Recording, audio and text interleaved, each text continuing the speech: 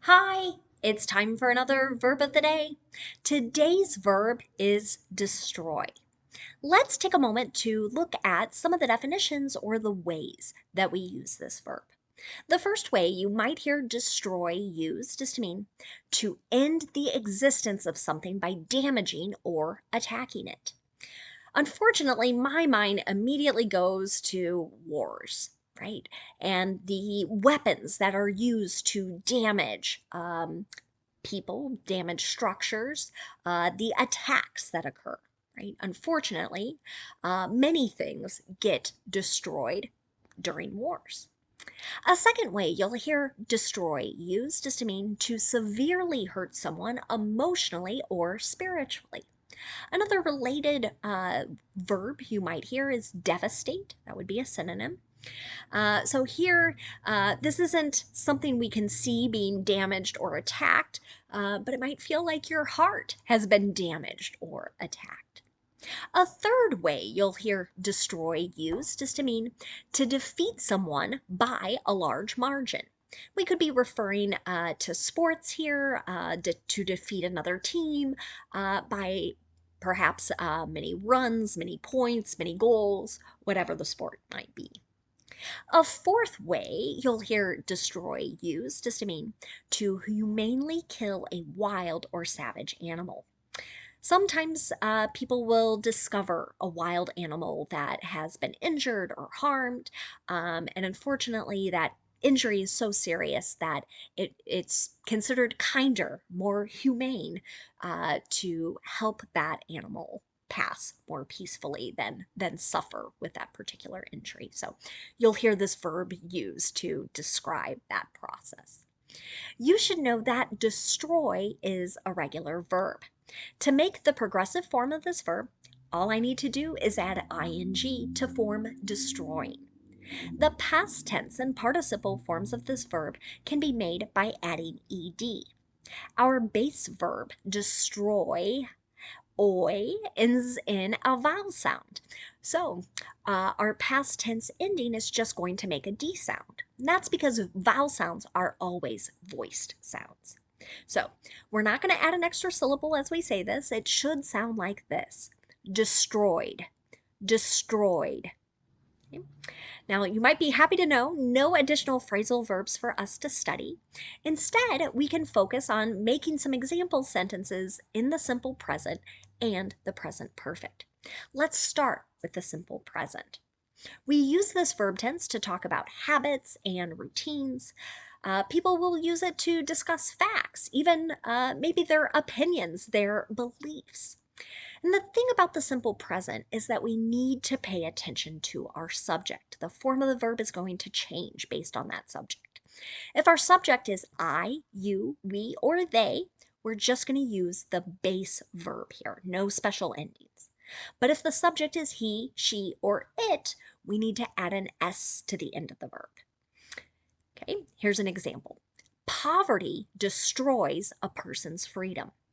Someone might be offering this opinion, this belief that they have. Poverty is singular. It's referring to the state of being very poor.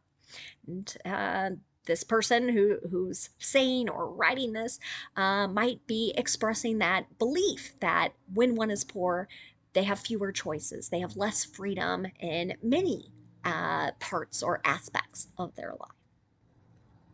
Now, let's look at a negative sentence in the simple present. Again, we need to pay attention to our subject. If our subject is I, you, we, or they, our structure will be do not and then the base verb. You might also hear the contraction don't and the base verb. If the subject is he, she, or it, we're going to use does not or doesn't and then the base verb. Notice we're not adding any special endings to our verbs here in the negative. Here's another example. Getting bad news doesn't destroy her. So here we might be talking about a person who's very cool, calm, and collected. They're not hurt severely by bad news. Now let's look at a yes or no question in the simple present. To do this, we start with do or does, whichever form matches our subject, and the subject comes next. then we use the base verb. So again, no endings on the end of the verb here. Here's an example. Do your children destroy the house on the weekends? Now, the usage here of destroy is a little different than kind of damage or attack that we talked about. I would describe this as being kind of an exaggeration. And really, what many parents are saying when they use a sentence like this is that children are creating a mess. So it can feel like you've been attacked because many times the parents are going to be cleaning up the mess. Now, let's take a look at the present perfect. We use this verb tense to describe an action that occurred at some unknown point in the past. We might also use it to describe an action that started in the past and continues into the present. To form the present perfect, we need two parts to our verb. And again, we need to pay attention to our subject. If our subject is I, you, we, or they, I'm going to use have and then my participle form of the verb. And again, we have a regular verb, so participle's the same as the past tense here. Okay? But if my subject is he, she, or it, I'm going to use has and then the participle. Let's take a look at an example. We've destroyed that team every time we've played them. So again, we're talking about we've won by a lot. It wasn't a close or a tight game. To make a negative sentence in the present perfect, we're going to start with our subject, right? And then we'll use either have or has, followed by not, and then the participle. You might also hear the contraction, haven't, and the participle, or hasn't, and the participle. Here's an example sentence. Our dog hasn't destroyed anything since he completed obedience class. So maybe we had a pet who would eat shoes, make messes inside the house. Now that isn't happening anymore. There's no more damage occurring. Finally, let's look at a yes or no question in the present perfect. To do this, we're going to start with have or has, then we'll have our subject, and then the participle form of the verb. You can see that in my example. Have floods destroyed the town before? Okay. So here we're asking about kind of high water, maybe coming from a river that is nearby this particular place. Now let's spend a moment looking at some words that are related to our verb destroy. The first word we're going to discuss today is the noun destruction. Okay? Just like our verb, the noun destruction can have a couple different meanings. The first would be the action or process of causing a significant amount of damage to the point that something doesn't exist anymore or it just cannot be repaired. An example here. The tornado caused widespread destruction throughout the city. Okay? So that might mean certain buildings that were standing up, they're down. They've been leveled. People's houses, maybe they can't be lived in any longer because there is so much damage.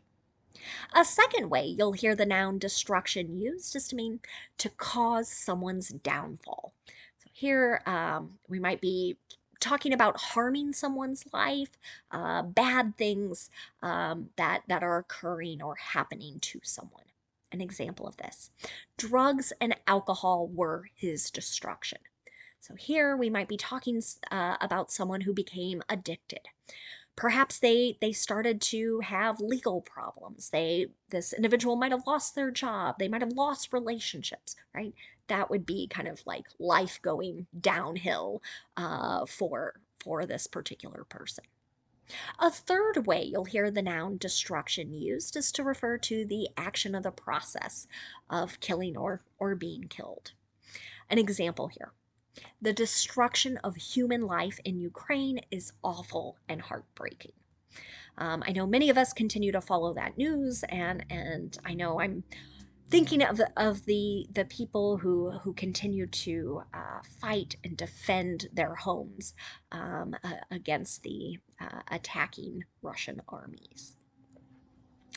The next word we're going to look at is the noun destroyer. Now that suffix er has many people thinking, that's a person or a thing that destroys something. And that is certainly one way we can use that particular word. An example of this might be pesticides have been a destroyer of bees and butterflies, right? So they have been harming, they've been killing them, right? That would connect to the particular definition. A second way you hear the noun destroyer used is to refer to what's considered to be kind of a small warship. And the warship's purpose is many times to fight or protect armies' interests from other submarines or maybe other aircraft. So think planes and the like. So, of course, their purpose, right, is to destroy the enemy's submarines or the enemy's aircraft. An example of this noun in a sentence might be, the destroyer is currently positioned in the Pacific Ocean. So again, many times we're going to hear this word used in connection to wars and other battles and fighting. The last word we're going to look at today is the adjective destructible. If we look at that suffix IBLE, I hope that triggers in your mind the ability to be destroyed. Now, I looked for different examples of this adjective being used in the media recently, and it was so interesting to me. Almost every example sentence I came up with was related to video games. Right? So I am not a gamer. I don't know much about that topic. So I borrowed what I hope is not offensive or too telling about anything. But here's an example of how I saw destructible used. It says, this game is set inside a destructible alien planet. So over the course of the game, it's to me implying that things are going to be destroyed on this particular planet, perhaps the whole planet itself. Thanks so much for watching today's video. I hope you have a great day.